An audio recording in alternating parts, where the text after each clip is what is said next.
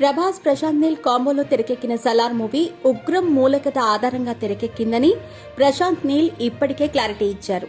ఎన్నో చిక్కుముడులు సందేహాలతో సలార్ 1ను ముగించగా కొన్ని సందేహాలకు సమాధానం దొరికేసిందని మరికొందరు కామెంట్లు చేస్తూ ఉండగా ఆ కామెంట్లు తెగ వైరల్ అవుతూ ఉండటం గమనార్హం.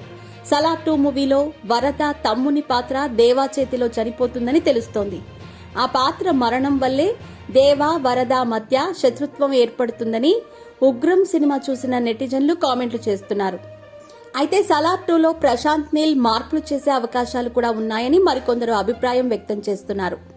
సౌండ్ ఆఫ్ సలార్ పేరుతో సలార్ యూనిట్ ఒక వీడియోను రిలీజ్ చేయగా ఆ వీడియో ప్రస్తుతం నెట్టింట తెగ వైరల్ అవుతోంది. సలార్ మూవీకి వస్తున్న రెస్పాన్స్ ఫ్యాన్స్ కి సంతోషాన్ని కలిగిస్తోంది. సలార్ సినిమా ప్రభావం భవిష్యత్తులో రిలీజ్ కానున్న మరికొన్ని సినిమాలపై పడే ఛాన్స్ అయితే ఉంది.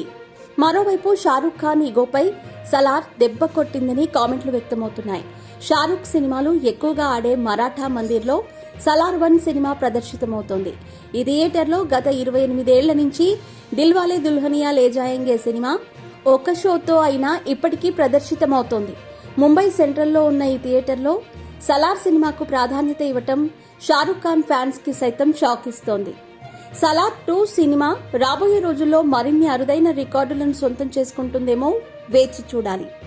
సలార్ మూవీ ఫస్ట్ వీకెండ్లోనే సంచలన స్థాయిలో కలెక్షన్లను సొంతం చేసుకోవటం ఖాయమని కామెంట్లు వ్యక్తమవుతూ ఉండటం గమనార్హం.